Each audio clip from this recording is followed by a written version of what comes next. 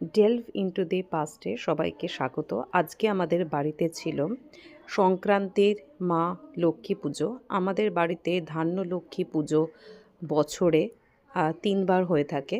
যবে থেকে আমার জন্ম হয়েছে আমি দেখেছি আমার ঠাকুমাকে এই পুজো করতে। ঠাকুমা ২০০৫-এ চলে যাওয়ার পর আমার মা এই আমাদের বাড়ির মা লক্ষ্মী পুজোর দায়িত্ব গ্রহণ করেন। আগে আমার ঠাকুমা নিজের হাতে সাজাতেন, তারপর আমার মা নিজের হাতে সাজাতেন, কিন্তু ২০১৭-র পর মা অসুস্থ হয়ে পড়ায় পুরোহিত মশাই আমার মাকে সাহায্য করে, কিন্তু যদিও মা বাকিটা নিজের হাতেই করে এবং আমি আলপনা দিয়ে থাকি। সংক্রান্তির লক্ষ্মী পুজোতে, ধান্য লক্ষ্মী পুজোতে ঠাকুরের ধান পাল্টানো হয় এবং ঠাকুরকে নতুন কিছু দেওয়া হয়, সোনার রূপোর সামর্থ্য মতো। এবং এই দিন আমাদের বাড়িতে নিরামিষ রান্না হয়ে থাকে। আপনারা এখানে সমস্ত দেখতেই পাচ্ছেন, ঠাকুরকে সুন্দরভাবে সাজানো হয়েছে ফুলের মুকুট দিয়ে।